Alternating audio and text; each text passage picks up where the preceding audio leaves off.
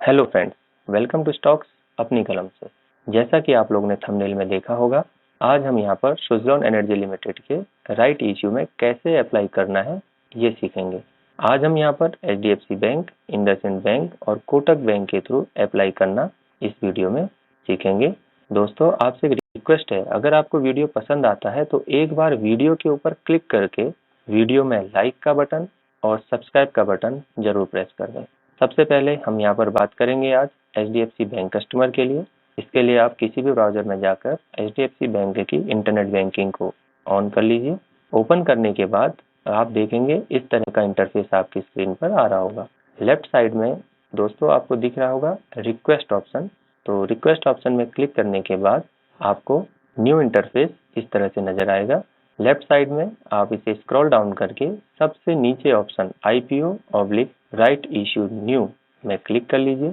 जैसे ही आप इस ऑप्शन में क्लिक करेंगे, आपको इस तरह का एक नया इंटरफेस नजर आएगा जिसमें आईपीओ ऑब्लिक राइट इश्यू, उसके नीचे अकाउंट नंबर आपको पॉपअप होता हुआ दिखाई देगा। यहाँ से आप अपना अकाउंट नंबर सेलेक्ट कर लीजिए और कंटिन्यू बटन में क्लिक कर लीजिए। कंटिन्यू में क्लिक करने के बाद जो न्यू इंटरफेस आपके सामने आ रहा है, वहाँ पर बाय डिफॉल्ट आपको अपने अकाउंट नंबर, नेम और पैन कार्ड डिटेल्स तो हो रही होंगी। यहाँ पर आप टर्म्स एंड कंडीशंस को एक्सेप्ट कर लीजिए और कंटिन्यू में क्लिक करके आगे बढ़िए। जैसे ही आप कंटिन्यू में क्लिक करेंगे तो एक पॉपअप बटन यहाँ पर आता है। पॉपअप जैसे ही डिस्प्ले होता है, उसकी इंफॉर्मेशंस को आप ध्यान से पढ़ लीजिए।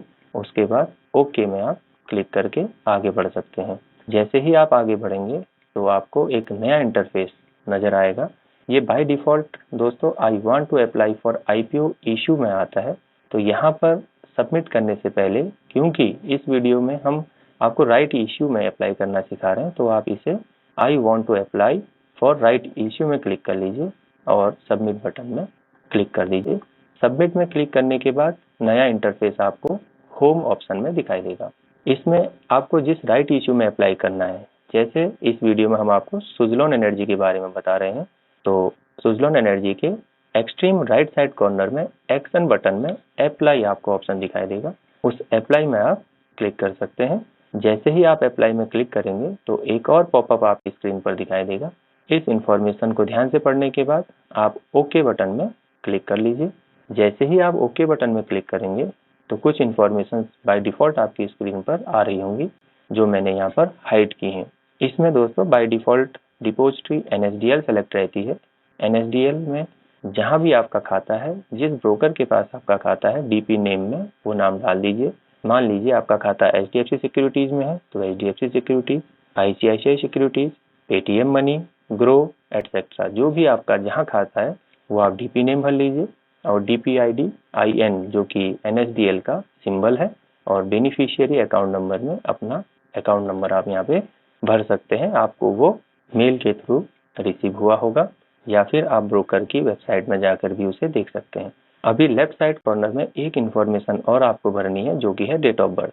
अभी हम सीडीएसएल, क्योंकि अधिकतर जो न्यू इन्वेस्टर हैं, रिटेल इन्वेस्टर हैं, उनके खाते सीडीएसएल में अधिक हैं, तो मेरा खाता भी सीडीएसएल में है। तो अब हम सीडीएसएल के लिए यहाँ पर डिस्कशन करते हैं। तो जैसे सीडीएसएल में मेरा खाता मान लीजिए पेटीएम मनी में है, तो मैंने यहाँ पर डीपी नेम पेटीएम मनी भर दिया।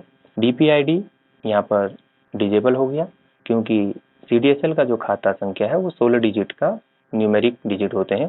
तो आप यहाँ पे अपना 16 डिजिट का बेनिफिशियरी अकाउंट ऐड कर लीजिए और डेट ऑफ बर्थ यहाँ पर एनएसडीएल में जैसे आपने वहाँ पर हमने बताया था, आपको यहाँ पर भी उसी तरह से डेट ऑफ बर्थ भरनी है।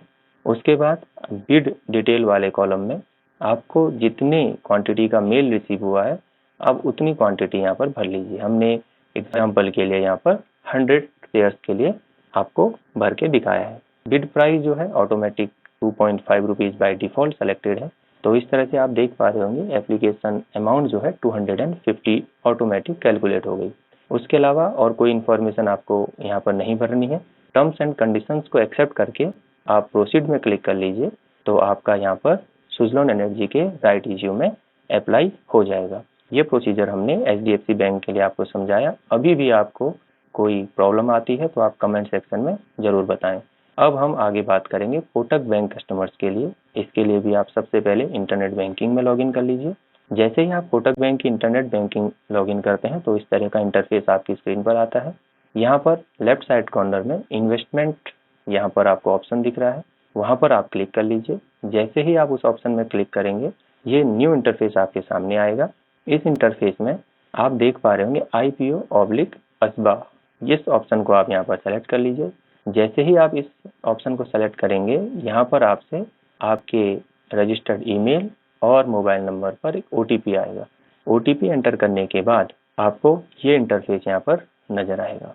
इस इंटरफेस में सबसे पहले आपको बेनिफिशियरी रजिस्ट्रेशन में क्लिक करना है। बेनिफिशियरी रजिस्ट्रेशन में क्लिक करते ही आपको investor CRN, full name, pan detail automatic दिखाई देगी। डिपॉजिटरी नेम जैसा जहाँ पर आपको डिपॉजिटरी है, अगर NSDL में है तो NSDL, CDSL है तो CDSL यहाँ पर डिपॉजिटरी सेलेक्ट कर लेनी है और अकाउंट नंबर यहाँ पर आपका ऑटोमेटिक दिखाई देगा।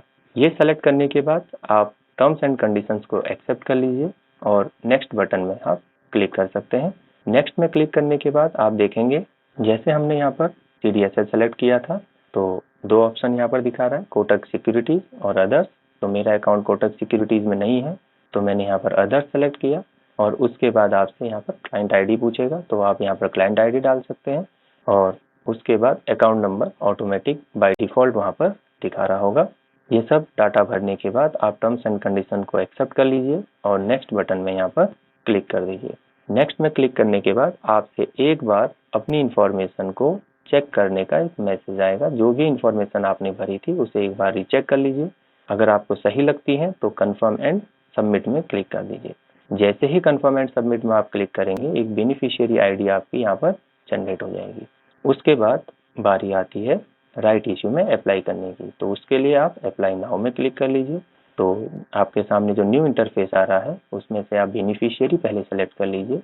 बेनिफिशियरी जो कि अभी आपने रजिस्ट्रेशन किया था वही बेनिफिशियरी आपको यहाँ पर दिखाई देगा।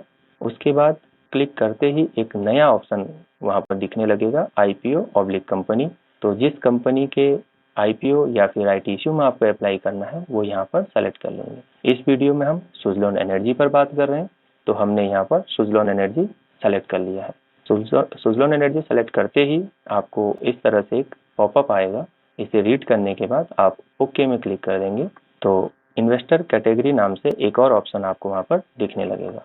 तो यहाँ पर आपको share holder of issue company select करना है और नेक्स्ट ऑप्शन में क्लिक कर देना है। जैसे ही आप नेक्स्ट ऑप्शन में क्लिक करेंगे तो आपके पास बहुत सारी डिटेल्स यहाँ पर दिखाई देने लगेगी। इसको एक बार आप वेरीफाई कर लीजिए।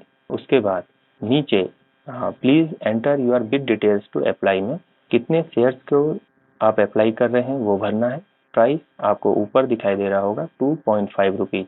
लो price band and higher price band same है तो इस प्राइस ऑप्शन में आपको 2.5 ऐड करना है। एप्लीकेशन प्राइस ऑटोमेटिक यहाँ पर कैलकुलेट हो जाएगी। I have read the terms and conditions for use of ASBA and agree to abide by the same। इस ऑप्शन को टिक करने के बाद आप नेक्स्ट में क्लिक कर लीजिए। तो यहाँ पर आपका सुज़लोन एनर्जी के राइट इश्यू में एप्लीकेशन सबमिट हो जाएगी। तो यहाँ पर हमने कोटक बैंक और HDFC बैंक आपको समझाया। इंडसइंड बैंक के कस्टमर के लिए लिंक हमने डिस्क्रिप्शन में प्रोवाइड किया है। क्योंकि वीडियो थोड़ा लंबी हो रही थी तो आप वहाँ पर क्लिक करके इंडसइंड बैंक कस्टमर प्रोसीजर को समझ सकते हैं। दोस्तों आपसे रिक्वेस्ट है कि चैनल को लाइक और सब्सक्राइब जरूर करें। Thanks for watching. जय हिंद।